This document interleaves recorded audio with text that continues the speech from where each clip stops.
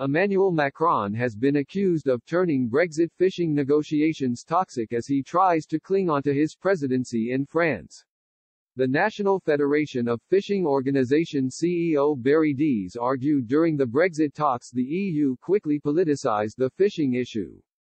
During an interview with Express.co.uk, Mr. Dees insisted Emmanuel Macron was a key reason the talks became aggressive and toxic regarding the new fishing agreement.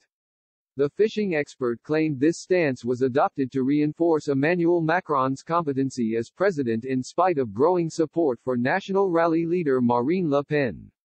On the Brexit fishing deal, Mr. Dees said, "What this will come down to is the law, what are the legal constraints etc. We are now operating under the UN law of the sea, a very big factor. The element is the politics, as we have seen in this deal, the politics become toxic.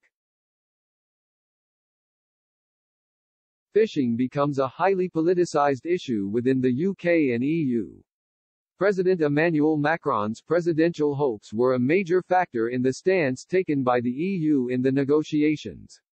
All of that adds a toxic element to fishing politics moving forward. It comes as Emmanuel Macron is under pressure, with the latest Ipsos poll finding the president would lose in the upcoming election to Marine Le Pen by a slim margin. The Eurosceptic politician would beat the French president by 1.5% of the votes in the first round, at 26.5%, according to the poll. Mr. Macron would come second with 25%, followed by Bertrand, Jadot and Mélenchon respectively placed with 15, 10 and 10% of the votes. Regarding the Brexit fishing deal eventually secured between the UK and EU, Mr. Dees admitted that he was aware the bloc would view the new relationship differently to Britain. Mr. Dees said, "The EU side will understand this is quite an unstable relationship now. The UK has left the EU, left the common fisheries policy, although on access and quota shares we are still tied to some of the most important aspects of the common fisheries policy.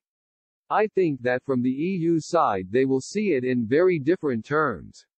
We see the UK industry tied into an asymmetric and exploitative relationship. I am sure the EU member states see this in different terms, however." Mr. Dees concluded the UK fishing industry had got the worst of all worlds and demanded significant change immediately.